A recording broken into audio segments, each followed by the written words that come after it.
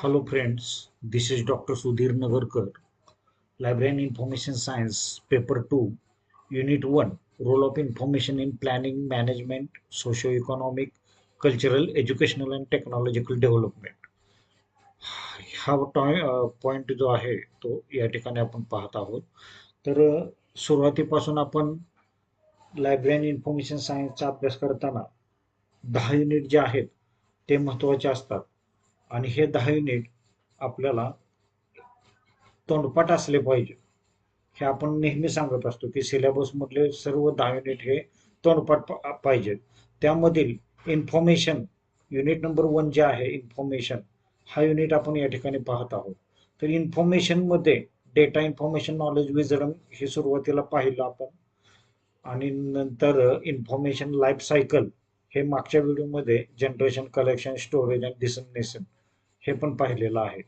तर unit number 1 मधील तिसरा जो पॉइंट आहे role of information in planning management socio economic cultural and educational and technological development हा पॉइंट या ठिकाणी आपण पाहूया. आता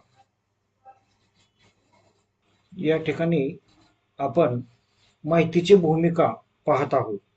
तर नियोजनामध्ये माहितीची काय भूमिका आहे?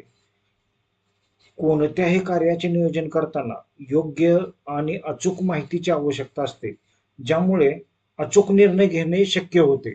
त्यामुळे planning is a first step of management असं म्हटलं जातं की व्यवस्थापनामध्ये नियोजनास व्यवस्थापनाचा कंठमणी आहे असं म्हटलं जातं. कारण अचूक निर्णय घेणं हे नियोजनामुळेच शक्य होतं. त्याचबरोबर व्यवस्थापनामध्ये माहितीची भूमिका अतिशय महत्वाची आहे. कारण कोणत्याही संस्थेचं किंवा कामाचे यशस्वी व्यवस्थापन करण्यासाठी माहितीचा वापर करणे हे आवश्यक असतं. माहितीवरच डिसिजन घेतले जातात.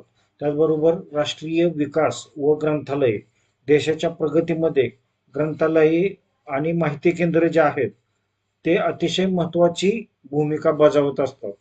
त्याचबरोबर आर्थिक विकास व ग्रंथालयामध्ये आर्थिक धोरणे ठरवणे, त्याचबरोबर बाजारपेठेच्या माहितीसाठी ग्रंथालयांचा उपयोग होत असतो. त्यामुळेच इन्फॉर्मेशन माहितीची केंद्रे तयार झालेले आहेत. अनेक इन्फॉर्मेशन रिसर्च सेंटर तयार झालेले आहेत.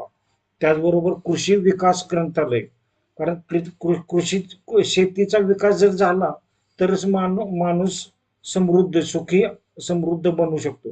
शेतीविषयक नवीन तंत्रज्ञान किंवा संशोधनाची माहिती शेतकऱ्यांपर्यंत कशी पोहोचवायची किंवा पोहोचवण्यासाठी ग्रंथालयाची मदत कशी होते या संदर्भात माहितीची भूमिका अतिशय महत्वाची आहे. त्याचबरोबर समाजाचा विकास व ग्रंथालय, आता समाजात जागरूकता निर्माण केली पाहिजे की माहिती ही अतिशय महत्वाची आहे. कारण शिक्षित समाज घडवण्यासाठी ग्रंथालय आणि माहिती केंद्र ही अतिशय महत्वाची भूमिका पार पाडत असतात. त्याचबरोबर शैक्षणिक विकास व ग्रंथालय म्हणजे शैक्षणिक विकासामध्ये शिक्षण क्षेत्रात सर्व ज्या गोष्टी आहेत ज्ञान आणि माहिती पुरवण्याच्या सर्वात महत्वाचा स्रोत म्हणजे काय असतं तर ग्रंथालय असतं. त्यामुळं आता सध्या काळात लायब्ररीचं नाव सुद्धा बदललेलं आहे. म्हणजे नॉलेज रिसोर्स सेंटर. कारण ग्रंथालयामध्ये फक्त पुस्तकापुरतेच मर्यादित राहिलेले नसून ते नॉलेज अनेक प्रकारचे नॉलेज ग्रंथालयामध्ये अवेलेबल असतं.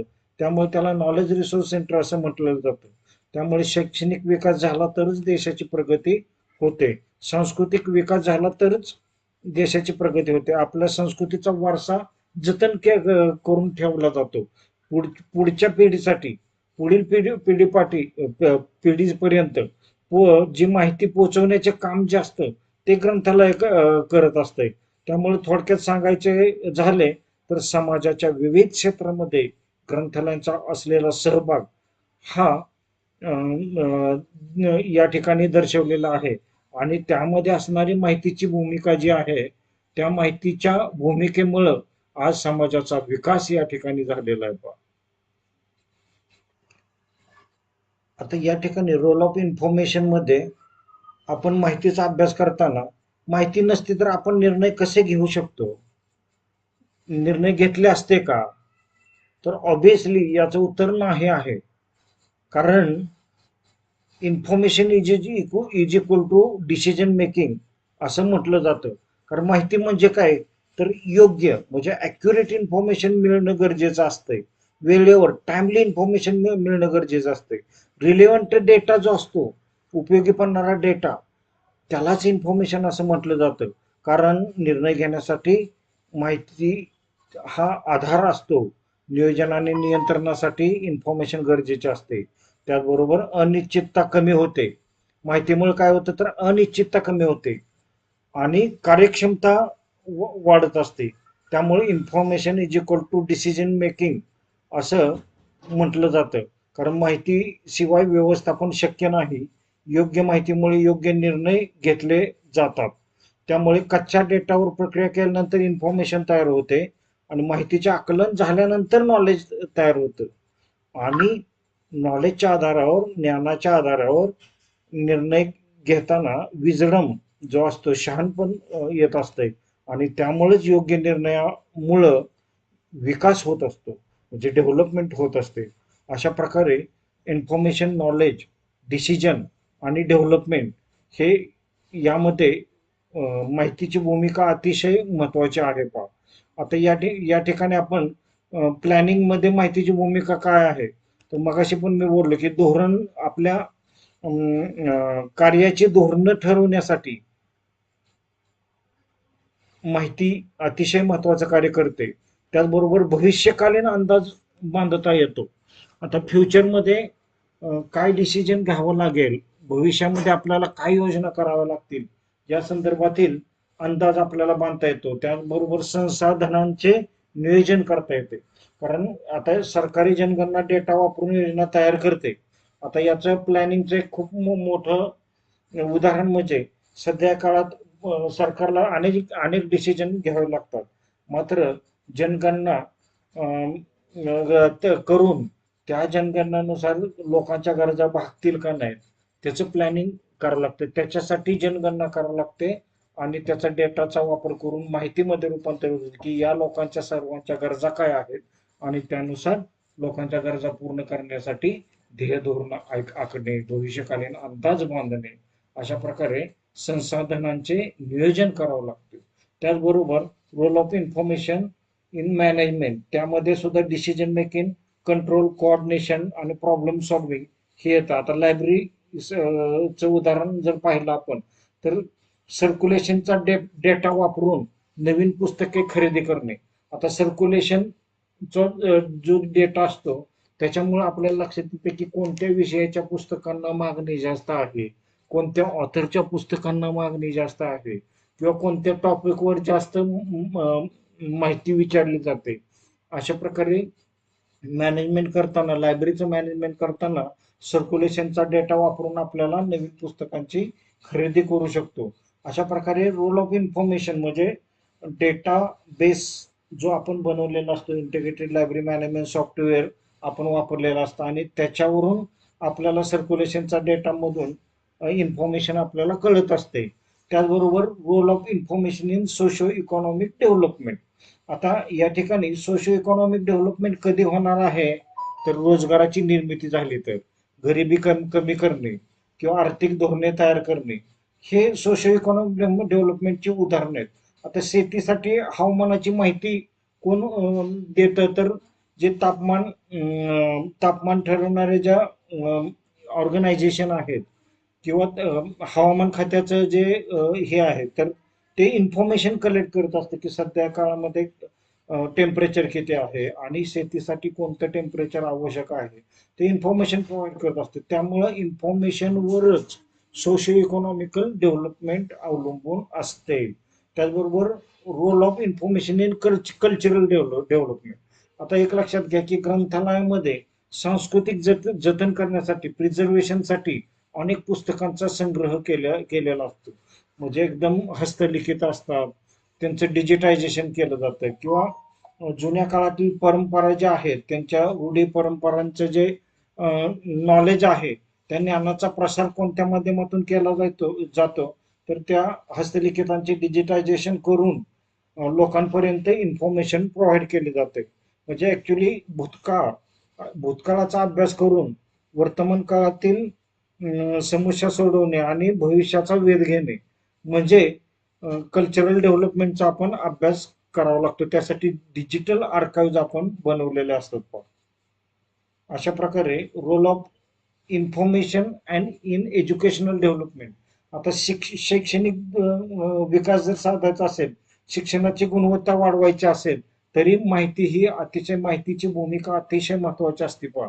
कारण सध्याच्या काळामध्ये e learning, digital libraries, research development साठी माहिती ही खूप म्हणजे आजच्या काळामध्ये काळाची गरज निर्माण झालेली आहे. कारण इलेक्ट्रॉनिक लर्निंग ज्या ज्या काळात कोविडमध्ये संपूर्ण जगातील अनेक लोक सगळी घरात आपले बसले होते, त्या काळामध्ये ई लर्निंगच्या माध्यमातून, इन्फॉर्मेशनच्या माध्यमातून लोक वर्क फ्रॉम होम करत होते किंवा टीचिंग लर्निंग सुद्धा घरातून होत होतं.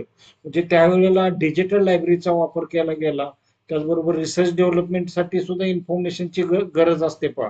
म्हणजे त्या आता स्वयं हा प्लॅटफॉर्म जो आहे, म्हणजे मॅशो ओपन ऑनलाईन कोर्सेस, मूकचाच एक स्वयं हा एक प्लॅटफॉर्म आहे. गव्हर्नमेंट ऑफ इंडियानी स्वयं नावाचा एक प्लॅटफॉर्म बनवला आहे. तिथून ऑनलाईन ई लर्निंग तुम्ही करू शकता.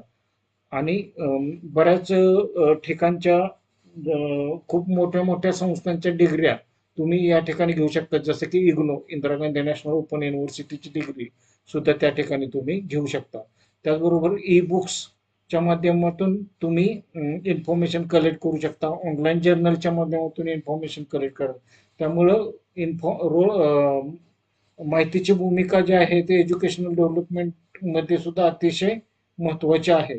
आता हे आपण role of information in educational, cultural, planning, management मध्ये सगळ्यांमध्ये काय भूमिका आहे ते पाहिलं. मात्र त्या संदर्भामध्ये नेमकं कोणत्या प्रकारचे प्रश्न येत असतात हे आपण या ठिकाणी पाहायचं आहे. तर प्लॅनिंग प्रक्रियेत माहितीचा सर्वात महत्वाचा उपयोग कोणता, असा प्रश्न याच्या ठिकाणी विचारलेला आहे पहा. की प्लॅनिंग प्रक्रिये म्हणजे नियोजन प्रक्रियेमध्ये माहितीचा सर्वात महत्वाचा उपयोग कोणता.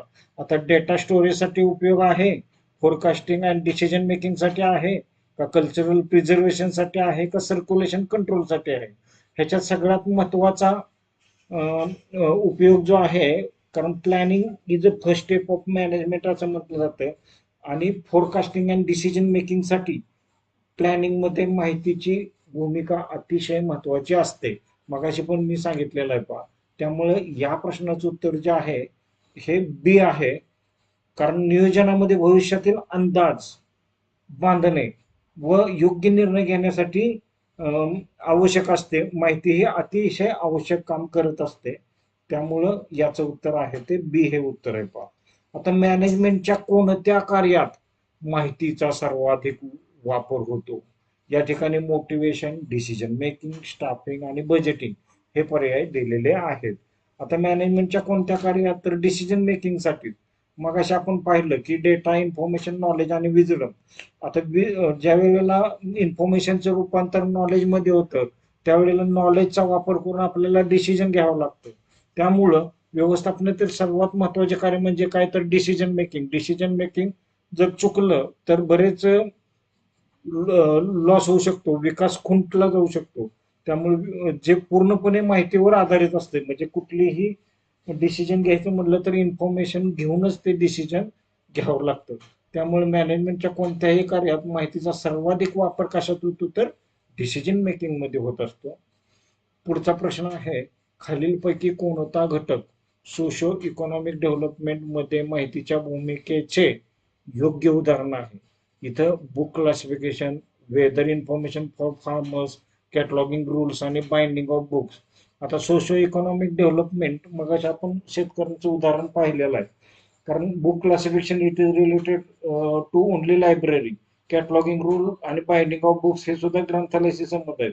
मात्र समाजाचा जर सामाजिक आणि आर्थिक विकास व्हायचा असेल तर देशातील शेतकऱ्यांचा विकास झाला पाहिजे. त्यांना वेदर इन्फॉर्मेशन करेक्ट जर मिळाली तर शेतीतील प्रोडक्शन वाढणार आहे आणि सर्व लोकांना अन्नधान्य मुबलक प्रमाणात मिळेल. त्यामुळे हे सुद्धा माहितीवर चालणारं काम आहे. आणि वेदर इन्फॉर्मेशन फॉर फार्मर्स हे याचं उत्तर बरोबर आहे. कारण सोशो इकॉनॉमिक डेव्हलपमेंट ह्या माहितीच्या भूमिकेमध्ये वेदर इन्फॉर्मेशन फॉर फार्मर्स हा अतिशय महत्वाचा मुद्दा आहे.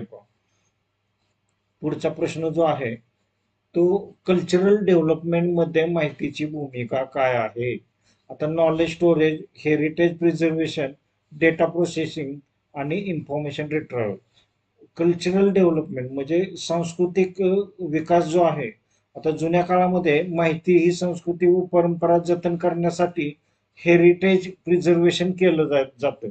कारण जुन्या काळातल्या हस्तलिखिते असतील किंवा शिलालेख आहेत, तर ते हेरिटेज प्रिझर्वेशनच्या माध्यमातून ते सुस्थितीत ठेवले जातात.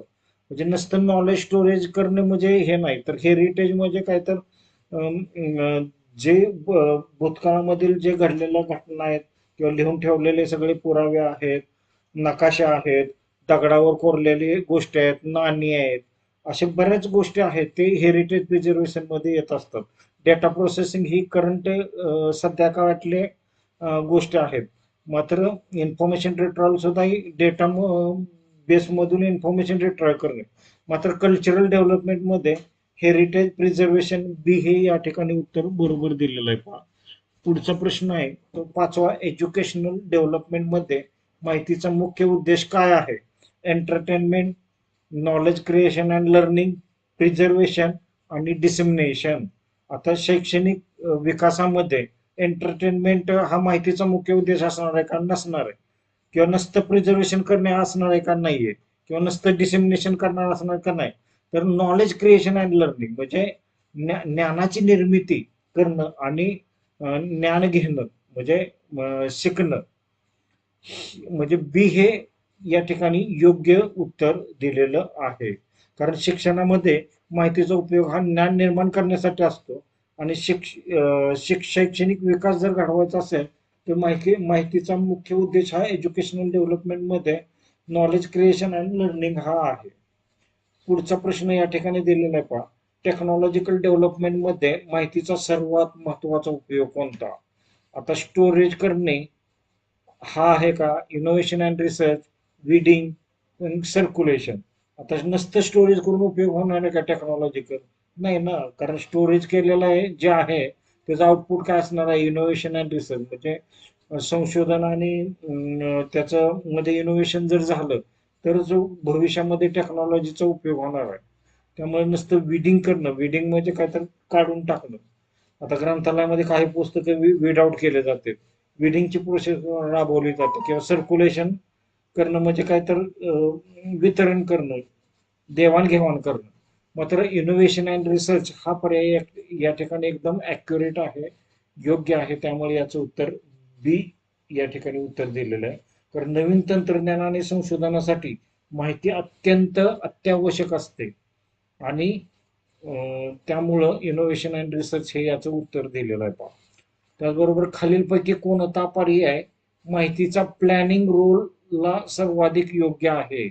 आता इथं data collection, policy formulation based on information, book issue system आणि इंडेक्सिंग. तर योग्य पर्याय काय आहे, तर policy formulation based on information. म्हणजे कोणतीही पॉलिसी आपल्याला जर बनवायची असेल, इम्प्लिमेंटेशन करायचं असेल तर माहिती हा अतिशय महत्वाचा घटक असतो आणि कुठलेही धोरण तयार करताना माहितीचा वापर होतो. त्यामुळे याचं जे उत्तर आहे policy formulation based on information हे आहे. नुसतं डेटा कलेक्शन करून उपयोग होणार नाही, बुक इश्यू सिस्टीम किंवा इंडेक्सिंग करून उपयोग होणार नाही. तर धोरण तयार करताना माहितीचा वापर हा होत असतो. पहा आता पुढचा प्रश्न आहे, information as a resource is compared to. आता information is as a resource commodity असं म्हटलं जातं की माहिती जी आहे त्याची देवाणघेवाण किंवा क्रिय विक्रिय करण्याची गोष्ट आहे. ती नसते पुस्तकात छापणं किंवा लेबर टेक्नॉलॉजी हे पर्याय बरोबर नाही. कारण माहितीपासून उत्पन्नाचे स्रोत पण तयार होतात. त्यामुळं कॅपिटल हे याचं उत्तर आहे. आधुनिक काळात माहिती ही इकॉनॉमिक रिसोर्स, भांडवल म्हणून मानली जाते. अतिशय महत्वाचा आहे. कारण जे विकसनशील देश आहेत त्यांचा तर माहितीच्या सोर्सचा वापर करून म्हणजे भांडवल म्हणून वापरून अतिशय प्रगती करत आहेत, करणार आहेत. आता इंटरनेटच्या काळामध्ये इन्फॉर्मेशनला अतिशय महत्त्व आलेलं आहे आणि त्या माध्यमातून अनेक जण कॅपिटल गेन करत असतात. आता प्रश्न क्रमांक 9, खालीलपैकी कोणता घटक इन्फॉर्मेशन सोसायटीचा मुख्य आधार आहे? Agriculture, information and knowledge, industry आणि ट्रान्सपोर्ट. आता ॲग्रिकल्चर हे उत्तर नाहीये, इन्फॉर्मेशन अँड नॉलेज हे उत्तर आहे आणि इंडस्ट्री उत्तर नाही आणि ट्रान्सपोर्ट हे उत्तर नाही. तर एक लक्षात घ्या की इन्फॉर्मेशन सोसायटी मध्ये माहिती आणि ज्ञान हे मुख्य घटक असतात आणि माहिती आणि ज्ञानावरच आधारित जो समाज सध्या काळात स्टेबल झालेला आहे त्यालाच इन्फॉर्मेशन सोसायटी असं म्हटलं जातं. त्यामुळे इन्फॉर्मेशन अँड नॉलेज हे उत्तर या ठिकाणी बरोबर आहे. तर MIS मॅनेजमेंट इन्फॉर्मेशन सिस्टीमचा मुख्य उद्देश काय आहे? Data storage, book lending, classification. हे उत्तर चुकीचं आहे. कारण डिसिजन सपोर्ट सिस्टीम म्हणजे कोणतेही डिसिजन घेण्यासाठी डिसिजन सपोर्ट सिस्टीम मध्ये कुठल्याही व्यवस्थापनामध्ये निर्णय घेण्यासाठी MIS चा उपयोग होत असतो. त्यामुळे डिसिजन सपोर्ट सिस्टीम हे याचं करेक्ट उत्तर आहे. पहा, सोशो इकॉनॉमिक डेव्हलपमेंटसाठी माहितीचा कोणता प्रकार महत्वाचा आहे? Entertainment information, actionable information, historical data आणि रॉ डेटा. आता इथं नावातच कळते पहा, एंटरटेनमेंट, हिस्टॉरिकल आणि रॉ हे उत्तर चुकीचं आहे. ऍक्शनेबल इन्फॉर्मेशन जे आहे, जे माहिती जे आहे ते वापरता येणारी माहिती त्यालाच ऍक्शनेबल इन्फॉर्मेशन असे म्हणतात. वापरता येणारी माहिती चा वापर करून ते विकासासाठी त्याचा वापर करणं मध्येच ऍक्शनेबल इन्फॉर्मेशन हा सोशो इकॉनॉमिक डेव्हलपमेंटमध्ये महत्वाचे काम करत असतोय. पहा, पुढचा प्रश्न आहे, कल्चरल इन्फॉर्मेशनचा मुख्य उद्देश काय आहे? Storage, transmission of values and traditions, processing आणि रिट्रायवल.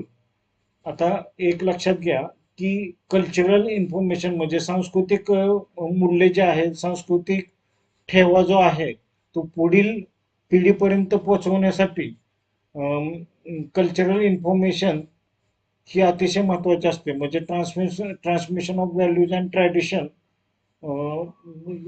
त्यामुळं आर्काइव्ह बनवले जातात हस्तलिखितांचे किंवा लायब्ररीमध्ये हस्तलिखित ठेवले जातात.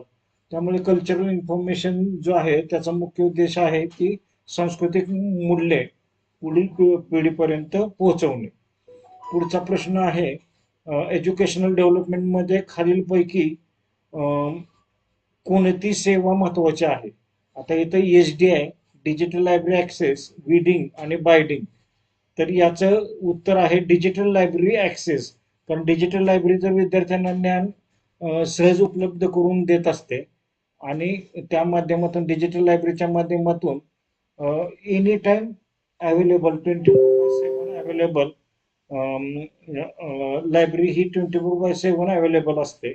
त्यामुळं SDI ही फक्त सिलेक्टेड डेस्टिनेशन ऑफ इन्फॉर्मेशन म्हणजे निवडक माहितीचे प्रसारण सेवा आहे. रीडिंग हे तर उत्तर नाही आणि बायडिंग पण नाही. तर डिजिटल लायब्ररी ऍक्सेस हेच उत्तर या ठिकाणी बरोबर आहे. तरच एज्युकेशनल डेव्हलपमेंट होणार आहे. त्याचबरोबर टेक्नॉलॉजिकल ग्रोथसाठी खालीलपैकी कोणता घटक आवश्यक आहे? आता या ठिकाणी raw data, processor information and knowledge, books आणि आर्काइव्ह. आता टेक्नॉलॉजिकल डेव्हलपमेंट कधी होणार आहे? ज्या वेळेला डेटावर प्रोसेस केल्यानंतर इन्फॉर्मेशन तयार होते आणि इन्फॉर्मेशनचं रूपांतर नॉलेजमध्ये होतं. नसत्या रॉ डेटामुळं टेक्नॉलॉजिकल डेव्हलपमेंट होणार आहे का नाही? बुक्समुळे होणार आहे का नाही? आर्काइव्हमुळे होणार आहे का नाही? तर प्रोसेसर इन्फॉर्मेशन आणि नॉलेजमुळं टेक्नॉलॉजिकल डेव्हलपमेंट होणार आहे. त्यामुळं याचं उत्तर बी आहे. नंतर प्लॅनिंग आणि मॅनेजमेंटमध्ये माहिती नसल्यास काय होईल? इफिशियन्सी इन्क्रीज होईल, रॉंग डिसिजन मेकिंग होईल, बेटर कंट्रोल होईल आणि फास्ट प्रोसेसिंग होईल.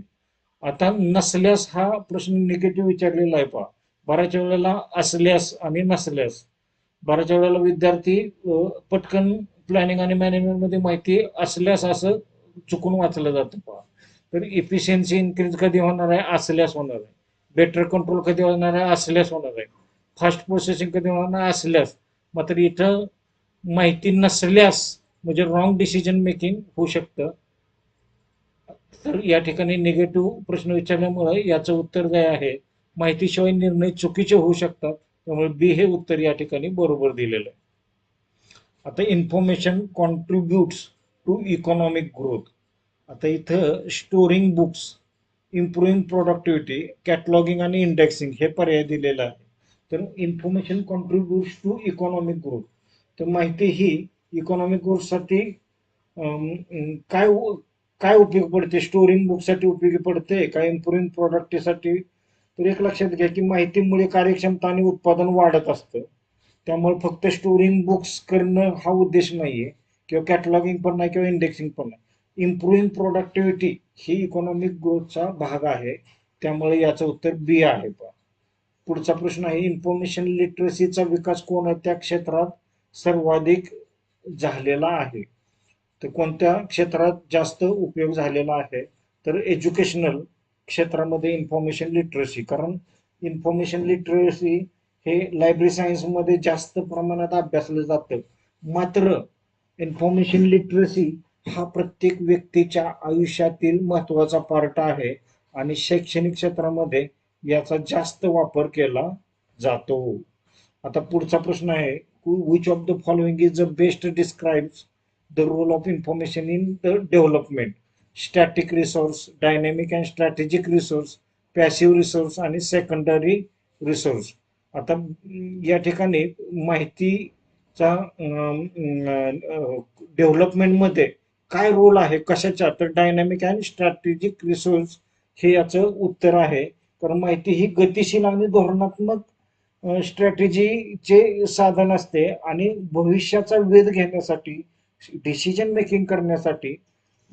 डायनॅमिक म्हणजे काय, तर गतिशील इन्फॉर्मेशन असते. त्यामुळं सगळ्यात महत्वाचा रोल मध्ये काय, तर डायनॅमिक अँड स्ट्रॅटेजिक रिसोर्सेस मध्येच त्याचा माहितीचा उपयोग होत असतो. त्यामुळं याचं उत्तर हे बी हे उत्तर आहे. तर अशा प्रकारे role of information in educational, cultural, management, planning मध्ये आपण पाहिलेलं आहे.